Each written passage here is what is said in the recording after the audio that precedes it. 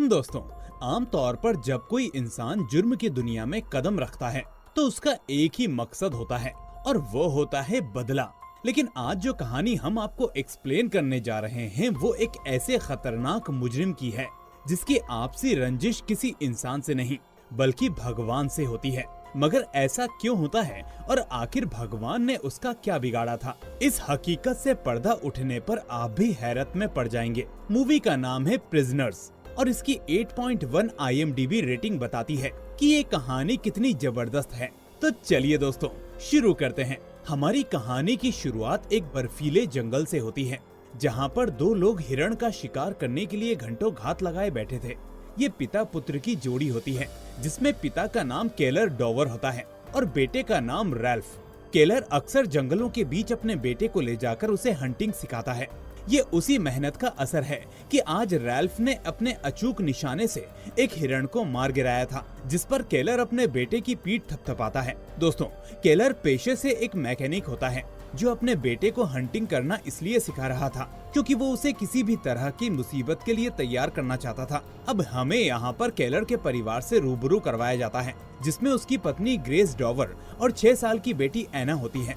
ये सभी लोग आज थैंक्सगिविंग पार्टी सेलिब्रेट करने के लिए अपने पड़ोसी फ्रैंकलिन बिर्च के घर जाते हैं। फ्रैंकलिन का भी एक छोटा सा परिवार होता है जिसमें उसकी पत्नी नैन्सी बिर्च और 2 बेटियां होती हैं, जिसमें बड़ी बेटी का नाम एलिजा और छोटी बेटी का नाम जॉय होता है। इन दोनों परिवार में सभी के बीच काफी फैमिलियर रिलेशन होता है। एना अपनी माँ ग्रेस से कहती है कि वो जॉय के साथ घर पर अपने खोए हुए खिलौने को ढूंढने जाना चाहती है, जिस पर ग्रेस हामी भर देती है, लेकिन साथ में उसे भाई रैल्फ को ले जाने को कहती है। कुछ घंटों बाद सभी लोगों को एहसास होता है कि बच्चे काफी देर से घर के बाहर हैं और वो अभी तक नहीं लौटे। उन्हें हर तरफ ढूंढा जाता है लेकिन वो कहीं नहीं मिलते। ना तो बच्चे अपने घर पर थे और ना ही डॉवर के। इस पर रैल्फ अपने पिता को बताता है कि उसने घर के बाहर एक आरवी देखी थी जिस पर डिनर से पहले एना और जॉय चढ़कर खेल रही थी। पर जब वो लोग बाहर जाकर आरवी को ढूंढते हैं तो वहाँ ना तो आरवी खड़ी थी और ना बच्चे थे, जिससे केलर बिना समय गवाए पुलिस को दोनों बच्चों के लापता होने के साथ साथ उस आरवी के बारे में भी बताता है।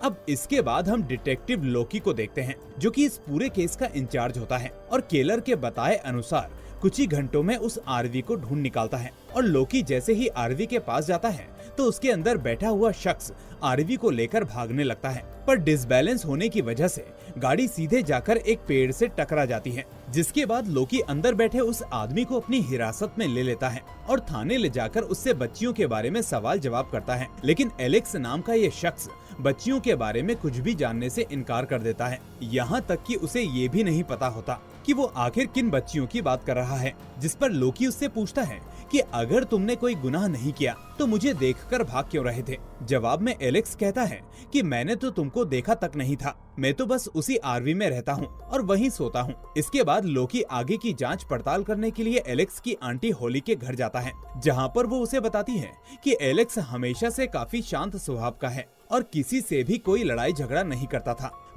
अब लोकी वापस पुलिस स्टेशन आकर आरवी से सबूत ढूंढने के लिए फॉरेंसिक टीम को बुलाता है, मगर लाख कोशिशों के बाद भी फॉरेंसिक टीम को उसके अंदर बच्चियों से जुड़ा एक भी सुराग हाथ नहीं लगता। इसी दौरान बहुत ही सनसनीखेज खबर सामने आती है जिसमें सबको पता चलता है कि एलेक्स जोन्स की मानसिक हालत बिल्कुल भी ठीक नहीं है। वो देखने में भले ही उम्र दराज हो लेकिन उसका दिमाग 10 साल के बच्चे से भी कम है।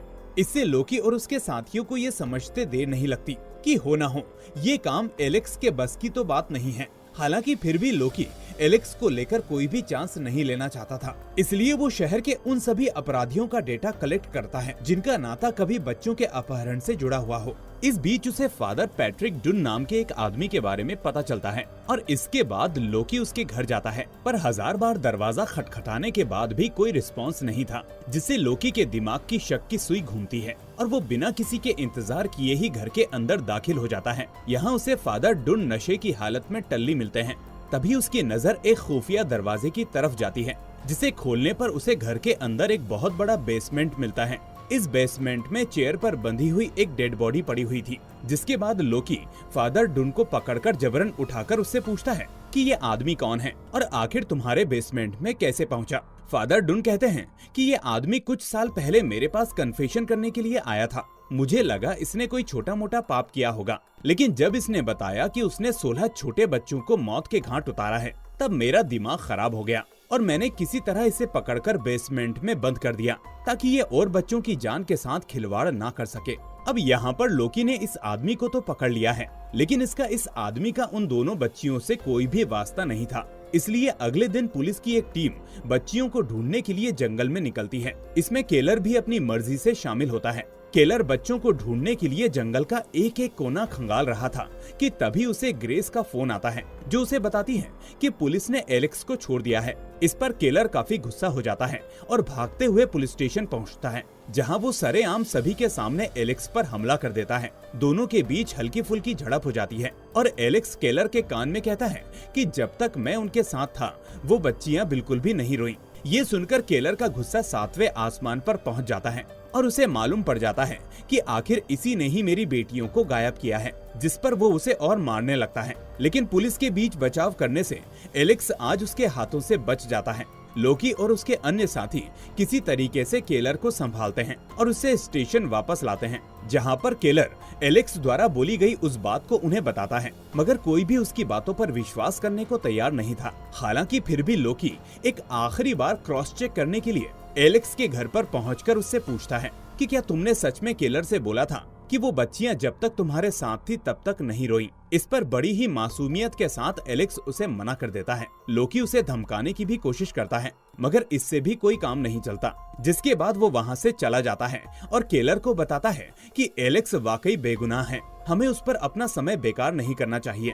केलर अच्छे से जानता था कि एलेक्स का उसकी बच्चियों के गायब होने के पीछे जरूर कोई ना कोई हाथ है, इसलिए अब वो बिना पुलिस की मदद से खुद इस केस को अपने तरीके से सुलझाने की कोशिश में लग जाता है। उसे अच्छे से मालूम था कि पुलिस अब एलेक्स के पीछे नहीं पड़ने वाली, इसलिए वो खुद ही अपनी गाड़ी लेकर उसके घर के बाहर लगा देता है। कुछ घंटों के इंतजार के बाद रात में एलेक्स अपने कुत्ते को टहलाने के लिए बाहर निकलता है। वो वही गाना गुनगुना रहा था जो अक्सर केलर की दुलारी बेटी एना गाया करती थी। अब ये सुनकर उससे रहा नहीं जाता और बंदूक के बल पर एलेक्स को अगवा करके अपने पिता के पुराने खंडहर पड़े घर में कैद कर लेता है। ये बात वो सिर्फ अपने दोस्त फ्रैंकलिन को बताता है और उसे वहाँ लेकर भी जाता है जहाँ पर उसने एलेक्स को कैद किया था। ये देखकर सीधा साधा फ्रैंकलिन घबरा जाता है और केलर को ऐसा करने से मना करता है, मगर वो उसे समझाता है कि अगर हमने इस इंसान को छोड़ दिया तो ये हमारी बेटियों के साथ कुछ भी कर सकता है। ये बहुत ही शातिर आदमी है, इसने पुलिस को तो जरूर बेवकूफ बना दिया, पर मुझ पर इसका कोई भी दाव काम नहीं आने वाला।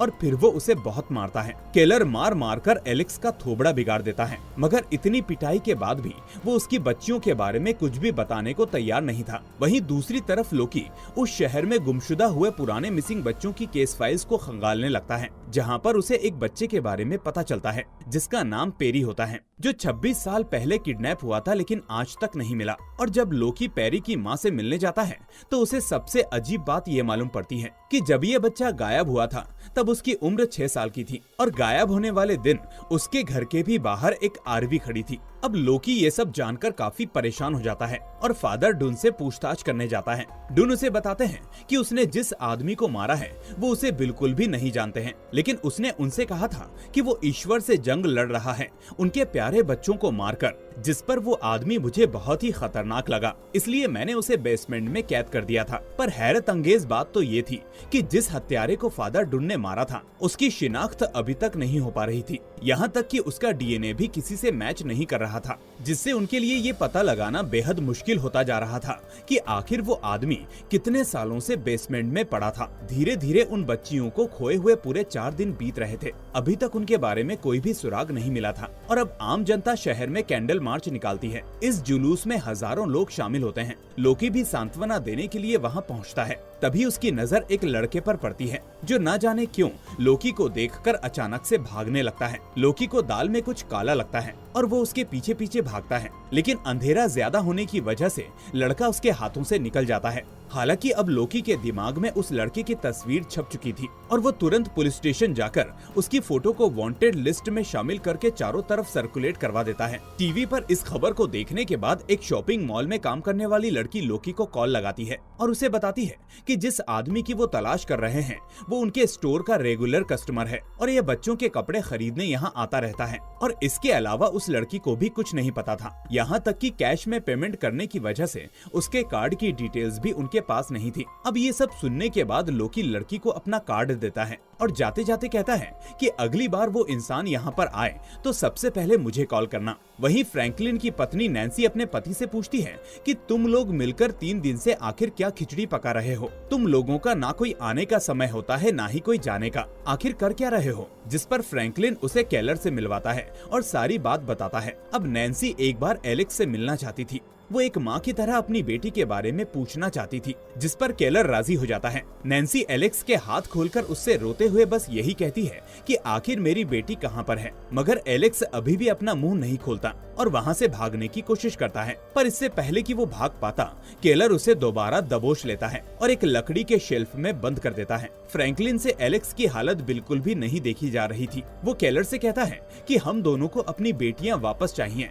लेकिन इस तरह से नहीं। हमें तो ये भी नहीं पता कि जिस इंसान को हम कैद करके रोजाना टॉर्चर कर रहे हैं वो सच में असली मुजरिम है भी या नहीं। केलर उसके कहने पर एलेक्स को आजाद करने के लिए शेल्फ को तोड़ने ही वाला था कि नैन्सी उसे ऐसा करने से रोक देती है, क्योंकि कहीं ना कहीं नैन्सी को भी एलेक्स पर शक था। वहीं दूसरी तरफ फ्रैंकलिन के घर पर एक अनजान आदमी घुस जाता है और फिर यही आदमी केलर के घर में भी दाखिल होता है। घर में ग्रेस सो रही होती है, लेकिन उसे उसकी बेटी एना के कमरे की खिड़की से कोई जाते हुए दिखाई देता है और वो फौरन लोकी को कॉल करके इसके बारे में बताती है। दरअसल ये शख्स कोई और नहीं बल्कि वही लड़का था जिसके पीछे लोकी लगा हुआ था। केलर के घर में दबिश करने के दौरान लोकी को मालूम पड़ता है कि केलर कुछ दिनों से घर में नहीं है और वो ये कहकर घर से निकलता है कि वो अपनी बेटी को ढूंढने में पुलिस की मदद कर रहा है। इस पर अब लोकी को केलर पर शक होता है कि कहीं उसने एलेक्स को तो अगवा नहीं किया, क्योंकि कई दिनों से एलेक्स अपने घर पर नहीं था और उसकी आंट ने उसके गायब होने की कंप्लेंट करवाई थी। लोकी केलर पर नजर रखने लगता है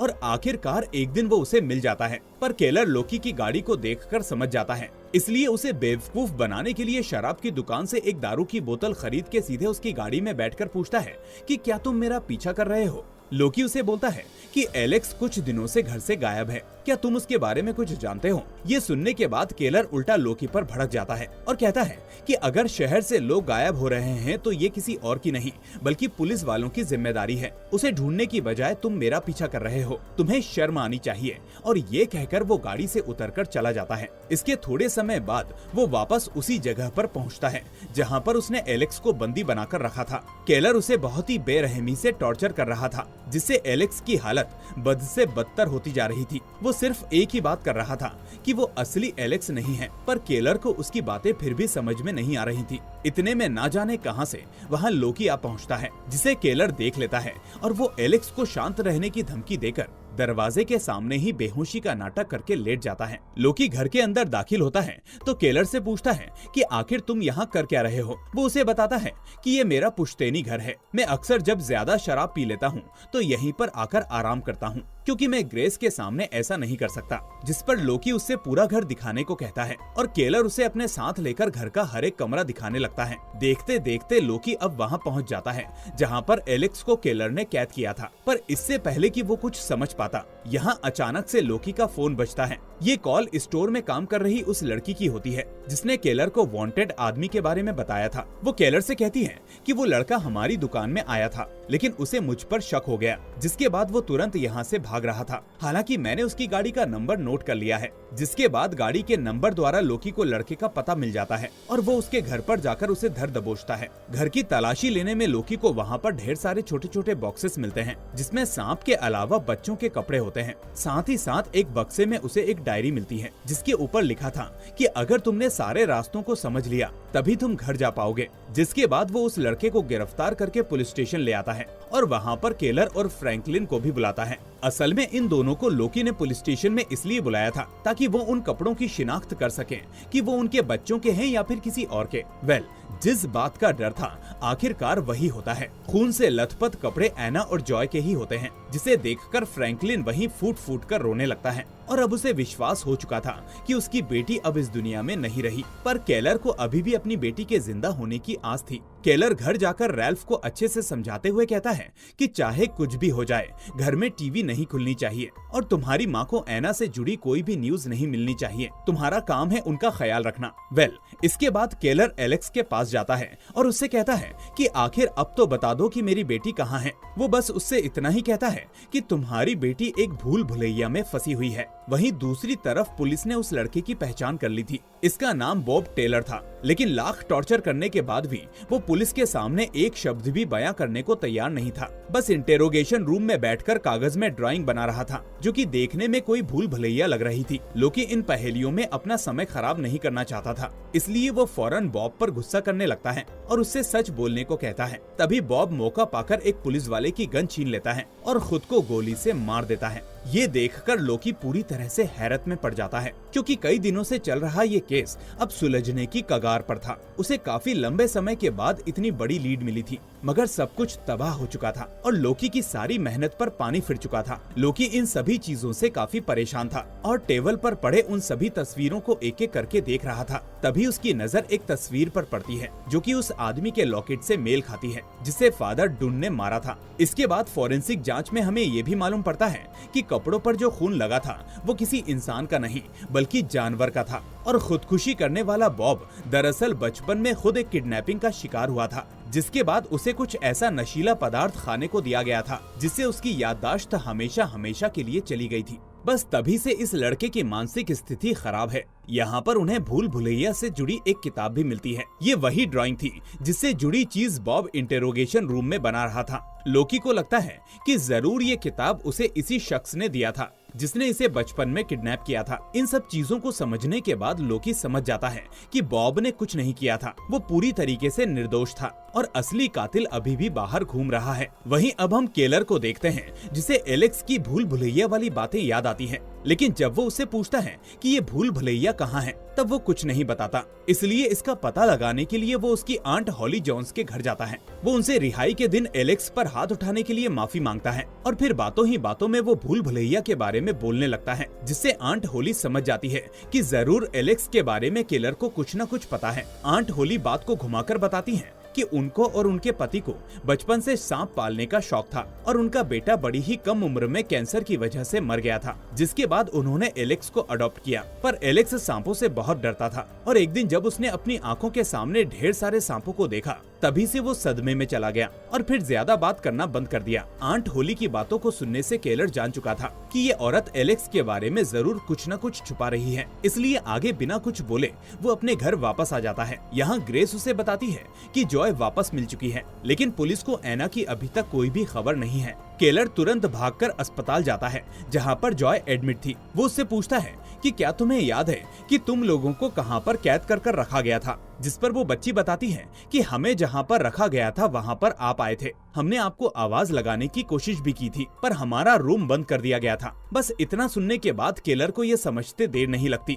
कि वो इतने दिनों में आखिर कहाँ गया था। केलर फौरन वहाँ से भागते हुए अस्पताल से बाहर निकलता है। लोकी भी उसका पीछा करता है, लेकिन वो उसे पकड़ नहीं पाता। और यहाँ हम देखते हैं कि लोकी केलर के उस पुश्तैनी घर में पहुँच जाता है जिस पर उसे शक था, और यहाँ पर उसे एलेक्स भी मिल जाता है। मगर केलर यहाँ पर नहीं था, वो एलेक्स की आंट होली के घर जाता है। यहाँ वो बिना बात घुमाए सीधे उनसे कहता है कि मुझे पता है मेरी बेटी यहीं पर है, इसलिए अच्छा होगा कि तुम मुझे साफ साफ बता दो। मगर तभी वो औरत उस पर बंदूक तान देती है और बगल के ड्रॉर में रखी हथकड़ी को निकालकर उसे पहनने को कहती है। फिर उसे पास ही मौजूद एक नशीला पदार्थ पीने को बोलती है, जिसके बाद वो केलर को अपने घर के पीछे लेकर जाती है। इसी दौरान वो उसे अपनी कहानी सुनाते हुए बताती है कि जब उसके बच्चे की मौत हुई तब उसने एलेक्स को किडनैप किया और उसका असली नाम जिमी पेरी है, जिसके बाद से हम ऐसे ही बच्चों को किडनैप करते आ रहे हैं और इसी तरह उन्हें मारते आ रहे हैं, क्योंकि ये हमारी जंग है भगवान के खिलाफ, जिसने हमसे हमारा जिगर का टुकड़ा छीना। और अब हम भी उसी तरह लोगों से उनके बच्चे छीनेंगे ताकि वो भगवान से बिल्कुल वैसे ही नफरत करें जैसे कि हम उनसे करते हैं। लेकिन यहाँ पर इस औरत का पति इसके साथ नहीं था, क्योंकि ये वही आदमी होता है जिसे कुछ सालों पहले फादर डुन ने मार दिया था। अब वो उसे गार्डन में खड़ी एक पुरानी गाड़ी के पास लेकर जाती है और उसे गाड़ी को थोड़ा सा पीछे खिसकाने को कहती है। और जैसे ही केलर गाड़ी को पीछे करता है, उसे वहाँ पर एक खुफिया रास्ता दिखाई देता है जो पूरा का पूरा सुरंग की तरह बना हुआ था। अब होली उसे सुरंग के अंदर जाने को कहती है, पर जब केलर ऐसा करने से मना कर देता है तो वो उसके पैरों में गोली मार देती है और फिर उसे उसके अंदर धकेलकर बाहर से दरवाजा बंद करके सब कुछ पहले जैसा कर देती है। सुरंग के अंदर केलर को एक सीटी नजर आती है जो किसी और की नहीं बल्कि उसकी बेटी की होती है। वहीं दूसरी तरफ डिटेक्टिव लोकी आंट होली के घर पर जब ये बताने के लिए पहुंचता है कि उनका बेटा एलेक्स मिल चुका है तो वो उनके घर पर एक तस्वीर देखता है। तस्वीर में मौजूद उस इंसान के गले में वही लॉकेट होता है जो फादर डुन के घर पर मिले हत्यारे की गर्दन पर लटक रहा था। इससे लोकी को समझते देर नहीं लगती कि आखिर असली हत्यारा कौन है। वो अपनी बंदूक निकालकर आंट होली को ढूंढने लगता है और यहाँ पर एक कमरे में वो औरत एना को जहर वाला इंजेक्शन दे रही होती है। तभी लोकी उसे रोकने की कोशिश करता है मगर वो उल्टा उस पर गोली चला देती है। हालांकि तब तक लोकी की बंदूक से भी गोली निकल चुकी थी जो कि सीधे जाकर आंट होली के सर पर लगती है। वहीं इस घटना में लोकी भी घायल हो गया था मगर वो अच्छे से जानता था कि एना को जहर का इंजेक्शन दिया गया है, इसलिए किसी भी तरीके से उसे उठाकर वो अस्पताल लेकर जाता है जहाँ पर उसकी जान बच जाती है। यहाँ पर हमें ये भी मालूम पड़ता है कि एलेक्स कोई और नहीं जिमी पेरी है जिसे 26 साल पहले किडनैप किया गया था। अब हम देखते हैं कि जॉय और एना लोकी से मिलने के लिए हॉस्पिटल आती हैं। सब बेहद खुश थे, बस कमी थी तो केलर की, क्योंकि किसी को भी नहीं पता था कि आखिर वो कहां पर है। कुछ दिनों बाद जब उस औरत के घर के इर्द गिर्द अन्य लाशों को बरामद करने के लिए खुदाई चल रही होती है तभी लोकी को जमीन के नीचे से सीटी की आवाज आती है जो कोई और नहीं बल्कि केलर ही बजा रहा होता है। ये सीटी बार बार कोई बजा रहा होता है जिसके बाद लोकी वहीं पर रुककर सामने खड़ी एक पुरानी सी कार को देखने लगता है जिसके नीचे हकीकत में केलर था। पर आगे लोकी को केलर मिला या नहीं इसका जवाब किसी को नहीं पता और ये कहानी यहीं पर खत्म हो जाती है। इसी के साथ साथ हमें ये भी समझ में आता है कि आखिर इस कहानी का नाम प्रिजनर्स क्यों है, क्योंकि इसकी शुरुआत से लेकर अंत तक कोई ना कोई कैद जरूर रहा। तो दोस्तों आज के लिए बस इतना ही। अगर आपको हमारी ये वीडियो पसंद आई हो तो इसे लाइक करके ज्यादा से ज्यादा शेयर करना बिल्कुल ना भूलें और अगर चैनल पर नए हैं तो इसे सब्सक्राइब करके नोटिफिकेशन बेल को भी दबा दें। अब मैं मिलूंगा आपसे अगली ऐसी ही शानदार मूवी के साथ। Till then take care and thanks for watching.